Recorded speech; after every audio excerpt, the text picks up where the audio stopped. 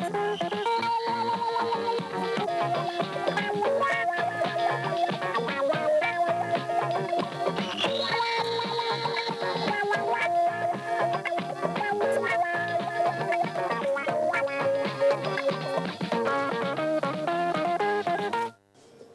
Nigeria. I am Becky Madujamu. Welcome to Newsline.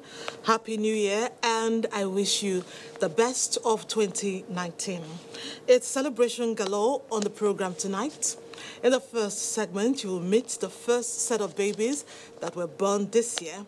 They got some presents as babies of the year. Meanwhile, the Calabar Carnival brought the best of Africa together. Participants showcased their unique style in a parade that was beamed worldwide. We have a package on the Pan-African event as well as a new tourist attraction that will blow the minds of fun seekers. Among the festivals in the kitty is one that showcases the cultural heritage of the Tarok people of Plateau State. Much later, we tend to go down memory lane as we review some of our big stories from last year. Then, highlights of notable occurrences in the entertainment industry in 2018. Please do not miss our special on love. You are bound to love it. Let's now join Claire Adelabu Abdurazak in Abuja for the news. The aspect of love excites me, and I'm sure it will excite our viewers. Compliment of the season and welcome to the news. Let's begin from Ogun State, where Governor Ibukule Amoson is reassuring the governing All Progressives Congress of unalloyed loyalty and support of the government and people of his state to the renewal of President Muhammadu Buhari's mandate for a sustainable future of the country. The governor was speaking to correspondent Damu Sambo shortly after a closed-door meeting with the president this Sunday. He was accompanied on the visit by the governorship candidate of the Allied People's Movement, APM, in Ogun State, Adekunle Abdul Kabir Akinade. Governor Amoson takes pride in the fact that despite all odds, President Buhari has walked his talk regarding the fight against insurgency and corruption, as well as economic diversification for job creation. We are no God.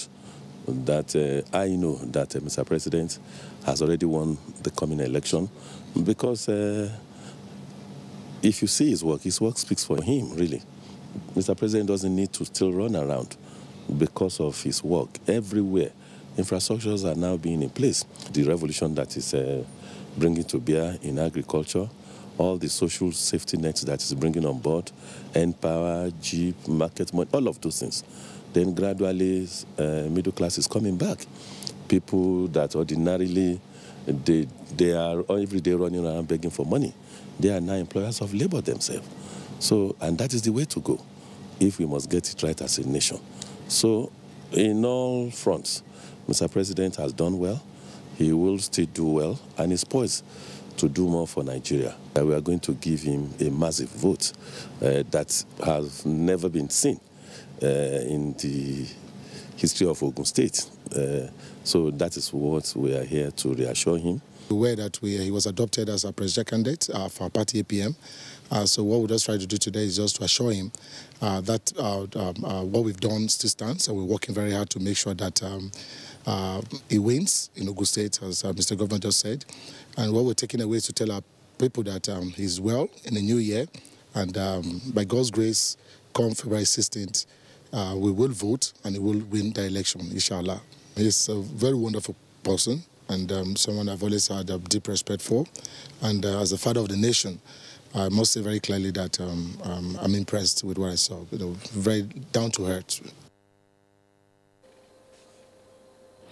And the presidency says President Muhammadu Buhari will, as the party leader and candidate of the All Progressives Congress APC, campaign for the APC and all its candidates in the coming elections. Senior Special Assistant to the President on Media and Publicity, Garba Shehu, says the clarification became necessary following repeated media inquiries on the matter. The statement says President Buhari will campaign for all APC candidates and also welcome courtesy calls or offers of support from citizens, including candidates flying the flags of other parties. In the meantime, President Muhammadu Buhari will tomorrow inaugurate the APC Presidential Campaign Council for the 2019 general elections at International Conference Center, Abuja. National Publicity Secretary Lanre Issa Onilu says all those earlier announced as members of the council are expected to attend. And Vice President Yemi Osinbajo has called on Nigerians to avoid making the mistake of pulling the nation back into years of underdevelopment and hopelessness, but ensure that President Muhammadu Buhari is re-elected to continue his good work of nation building. The Vice President made a call at separate town hall meetings in Igbeti, Igboho, Kishi and Shaki areas of Oyo State. Here is State House correspondent Chidi Onifade with the rest of the story.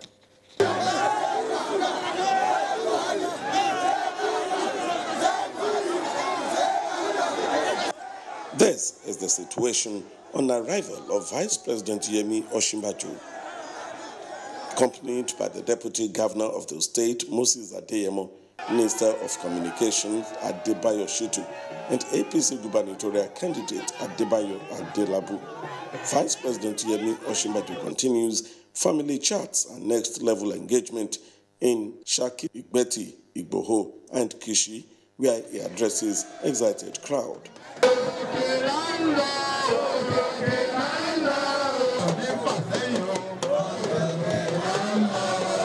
He commends the people for their loyalty to the party over the years.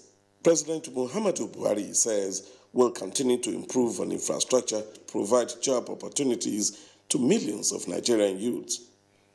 He says the president is committed to the fight against corruption and insecurity.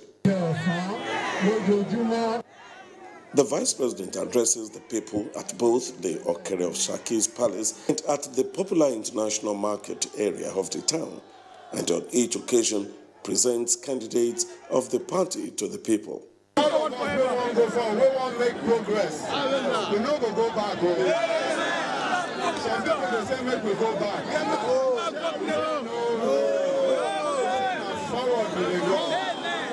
As far as we are concerned here, I know more than 80% of people will vote for Buhari in Okeogun.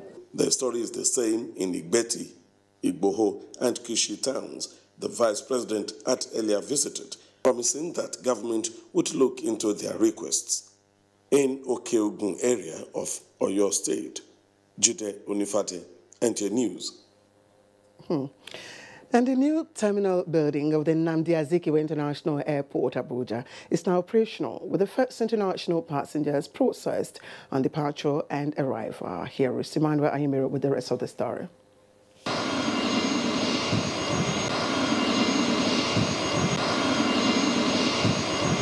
Air activities are gradually swinging into full force at the new international terminal building of the Nnamdi Azikiwe International Airport, Abuja, with the first arriving passengers from Lemu, Togo. Passengers were attended to by handlers at various arriving sections. Well, I've just arrived. It's very nice. It's clean. It's bright. It's big. I don't want to talk too much. It's very nice. Very brand new, free Wi-Fi. I think there's nothing to say. It's okay. As a new terminal is beginning use, so many problems are occurred. But I don't think you have some kind of problem. I'm excited. We are hopeful that with these flight operations today, from tomorrow onwards, other airlines are keen in to commence operation in the terminal too. Jamina bound passengers to Chad were also processed, with so many of them talking of the beautiful terminal. The airport is just fantastic compared to how we used to travel before. It's nice, very nice. More international airlines are expected to take advantage of the comfort provided by the new terminal in the weeks ahead. Emmanuel Ayimiro, NTA News. Fantastic. I'm quite excited. Let's talk about security now. The Air Task Force of Operation Lafayette Dole has destroyed some Islamic State of West Africa province gun trucks in airstrikes conducted near Damascus in northern Borno State. Director of Public Relations and Information, Komodo Ibikunle Daramola, indicates that the attacks were executed Saturday, January 5, 2019, whilst providing close air support for ground troops at Damascus, who were in pursuit of the terrorists who had attempted to breach their location.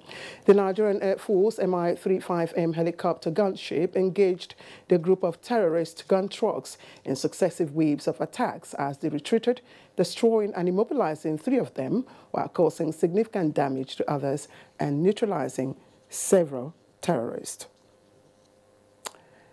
And health. A team of indigenous neurosurgeons have conducted a successive surgery on a 49-year-old patient who battled a brain ailment for 26 years. Now, the operation was conducted at the Muhammad Buhari Specialist Hospital established by the government of Kano State. Abdullahi Mustafa tells us the rest of the story. Inaugurated in December 2017, the Muhammadu Buhari Specialist Hospital is designed to reduce the gap in the Kano State's health system. In addition to state-of-the-art equipment in the facility, it is also being operated by highly qualified personnel to provide world-class services and minimize medical tourism. Ali Ilyasu of Dalo local government area, who has been suffering from a brain ailment for 26 years and could not afford surgery abroad, took advantage of this opportunity. He was successfully operated upon by a team of specialists led by a consultant neurosurgeon, Shaibu Salad Ambata. And we are proud to say that in Nigeria today, we probably have the best facilities and equipment of any hospital. And we have the expertise. The patient we just operated on had an open brain surgery yesterday for a brain lesion. And the advantage of this facility is that we're able to offer people surgery within very short notice. The recuperating patient Ali Ilyasu thanked Kano State government for the intervention that saved his life. Governor Abdullahi Umar Ganduje, who was on ground to congratulate the team of surgeons for the medical breakthrough, reassures of more support to the facility and increased allocation to the health sector. In Kano, Abdullahi Mustafa, NTA News. And groups and individuals have continued to complement efforts of government in advancing healthcare delivery in the country. Now, one of such is the strategic training for executive officers in the health sector to advance immunization systems. It was organized by the Global Alliance for Vaccine and Immunization, GAVI, in collaboration with United Parcel Services, UPS. Basi Ita Ikman reports. Since the introduction of a funded program on immunization in Nigeria in 1978, the program has suffered recurrent setback in the country due to many factors, including ethnicity and religious beliefs. To fill this gap, the Global Alliance for Vaccine and Immunization, in collaboration with United Parcel Services, developed a strategic training executive program to advance effective and efficient immunization delivery in the country. It's the Global Alliance for Vaccines and Immunization, so they support countries, to plan, fund and execute their immunization programs. So Nigeria is one of those countries that have been supported by GAVI. The STEP training teaches them on business models, interactions with people, and how to better manage their environment. Hamiza Hamza, who benefited from the program, says the STEP training will build a strong leadership at state and local levels to drive ownership of health programs beyond vaccine management. To ensure that all kids that will be given birth to within the year are captured. GAVI is committed to increasing access to immunization in poor countries, saving children's lives and protecting the health of the people. Basi Taikman, NTA News. All right, for some recognition, the Director General of the Nigerian Television Authority, the NTA, Malam Yakubu Ibn Mohammed, says the NTA, through its programming, will continue to promote education and positive values among Nigerian youth. Now, it was while receiving an award of excellence for the contribution and support of the NTA in various aspects of development from the Association of Islamic School Teachers in Jos. Abba Abubakar Yakubu has the story. There was Rashida Salis Musa from Zone E, representing Jos North Local Government Area, who emerged overall winner in the competition. The one-week competition focused on knowing the power of their memorization, sources of the hadith, and messages contained. Chairman of Ittihad Anwar al-Hidayah, the Association of Islamic Schools Teachers in Plateau State, Alhaji Yusuf Yahaya, noted that the competition will encourage students to study the knowledge of the hadith, in order to improve in practicing their religious obligations. Director General of the Nigeria Television Authority, represented by Assistant Director News, NTA Network Center Jos, Sani bin Salihu, who commended the organizers for their dedication to provide standard education and moral discipline to younger generation, say education remains the surest way to a prosperous nation. This is in line with the NTA mandate of spreading education in the country, particularly anything that will be of national significance, national unity and progress. We should obey all laws, regulations, procedures. These are the stepping grounds for peaceful coexistence. Highlights of the event was presentation of awards to some distinguished personalities who have been supporting education and peace building in Jos. Abba Abubakar Yakubu, NTA News.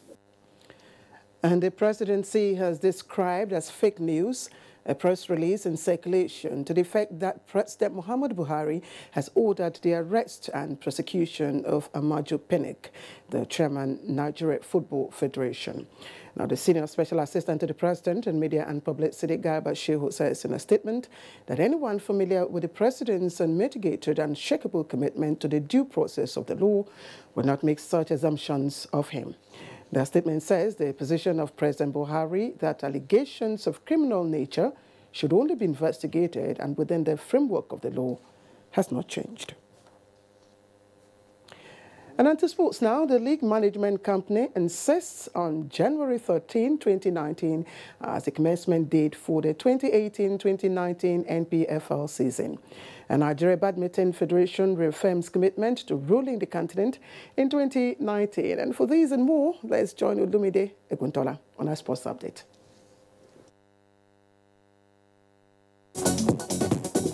The 2018-2019 Nigeria Professional Football League season will commence on the 13th of January 2019 as planned by the league management company with the kickoff of the Super 8 playoffs of the Nigerian National League in Aba this weekend. We have to, put our house in order, resolve whatever problems we have, and make sure the league is kicking again. The president, Badminton Federation of Nigeria, Francis Obi, has assured sports-loving Nigerians that the board is set to improve Nigeria's performance at the international stage in 2019. Badminton Federation of Nigeria's schools program, we want to start it off, and from there we'll take it up to every other state in Nigeria. So we have quite a few things: developmental, then focus on the seniors, qualify for the Olympics, and then build a very strong base for the technical aspect of the game so that the game can grow stronger and faster. In another development, our Dream reality football TV show, in partnership with Scout from Watford Football Club of England, has created opportunity for young talented footballers to actualize their dreams of playing in Europe.